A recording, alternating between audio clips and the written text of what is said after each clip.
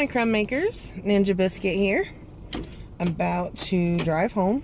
Gonna do a morning vlog because I'm up so dang early.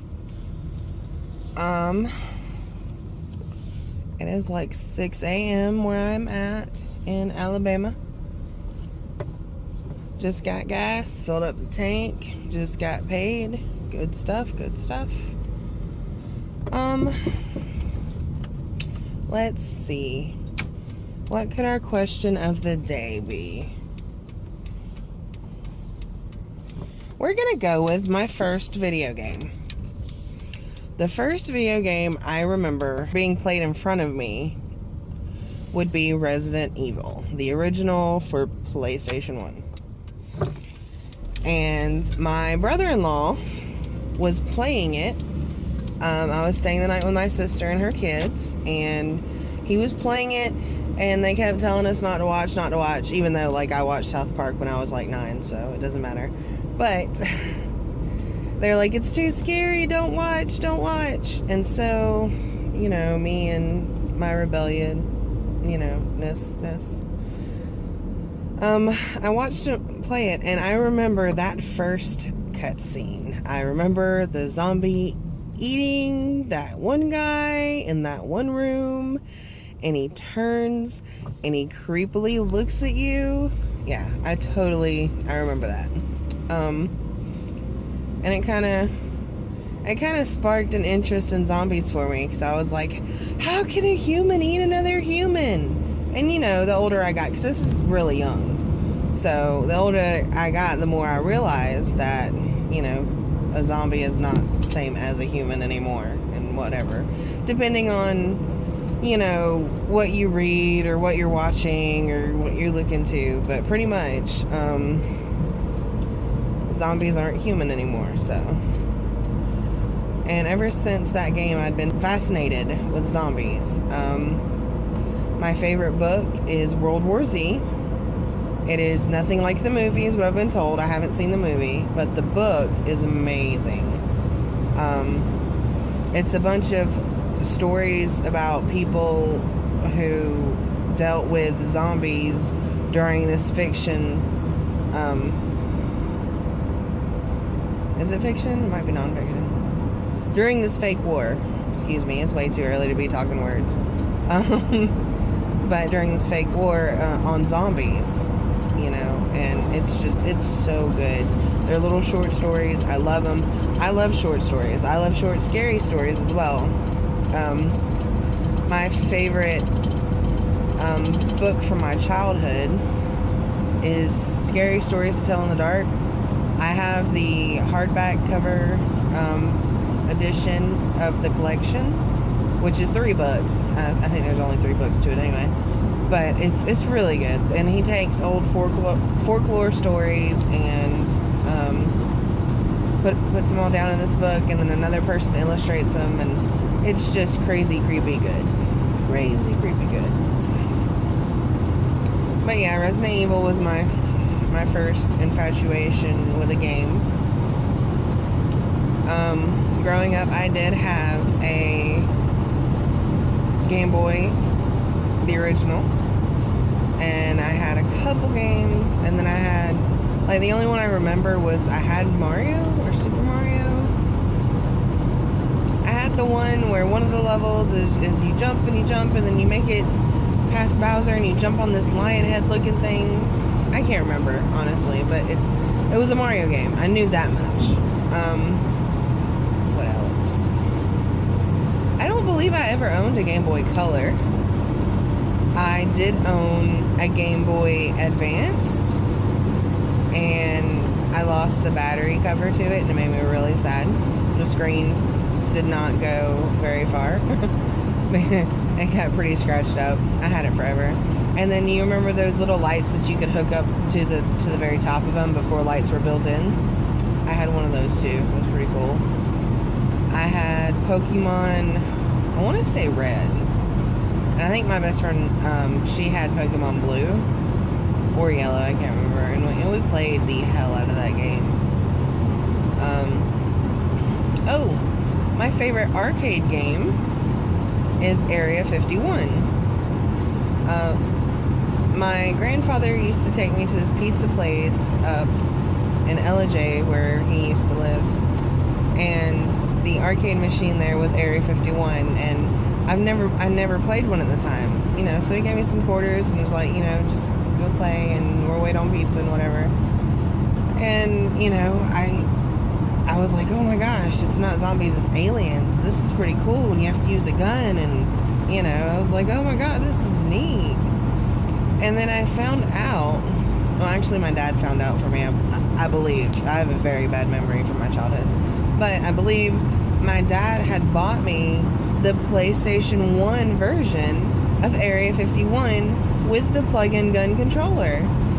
And it was so cool, because I missed my grandfather a lot when this happened, and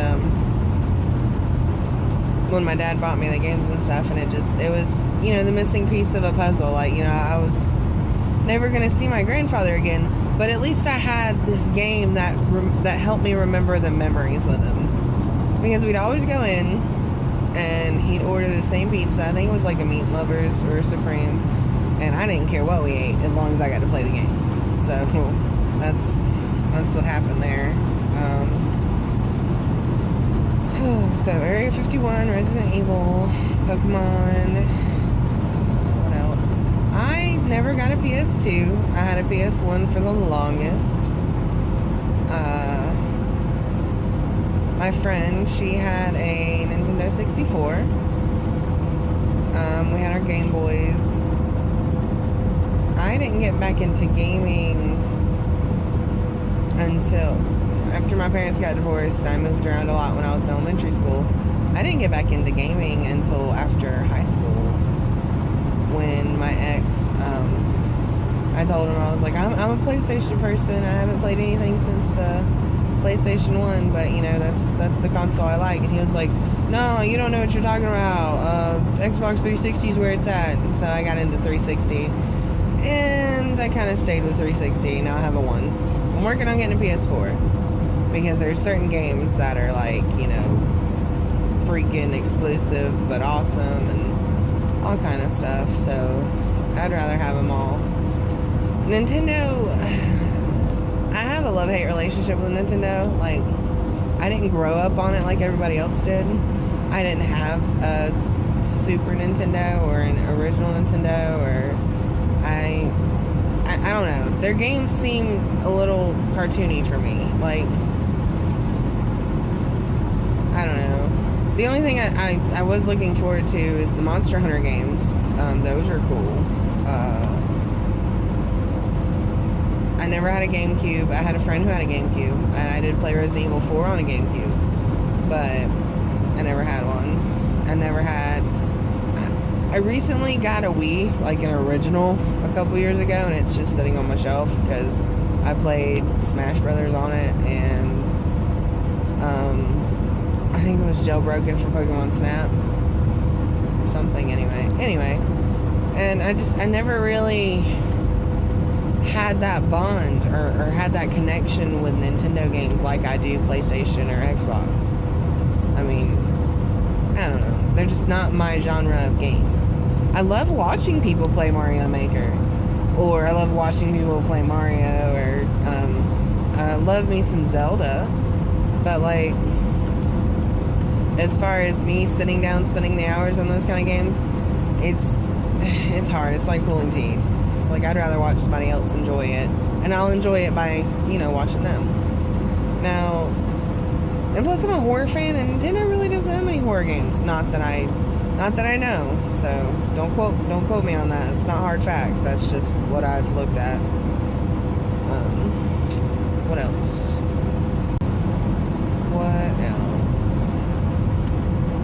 Sorry, it's a long drive back home from where I was, so let me think about it. We've covered games. Oh, okay. Well, okay. Here's a topic for you. How do you feel about mobile gaming? I know it's made it easier to play games on the go. I know it's made it easier just to play games in general. it's easier to connect with people and play games with people, as long as it's like, you know, word or puzzle or drawing or whatever. But I think mobile games are being overdone. Like, you go to the App Store and you'll type in something and it'll have like 8 different versions of it from different companies trying to outdo each other. And I mean, it's not like Xbox and PlayStation don't do that either, but I guess they have more class when it comes to it. I don't know. But I'm not a mobile gamer. There's like 1 or 2 puzzle games that I like log in and religiously and actually play because they're interesting. But like, that's the only ones that I actually care about. Because I have so many people, oh, play this, it's amazing, play this, you know, play this with me, I need your help, or I need the jewels, or I need extra levels, or, you know, and I'm like, I don't want to play it if I don't enjoy it. Especially when it's gaming related. But, you know, there's that. I think that's about covers it for. I think I'm gonna go ahead and end it here. I'm the Ninja Biscuit. Thank you for watching. I hope you guys enjoyed my vlog on the way home. You know, talking about some video games. But if you like what you see, hit that subscribe button, and I will catch you guys in the next video.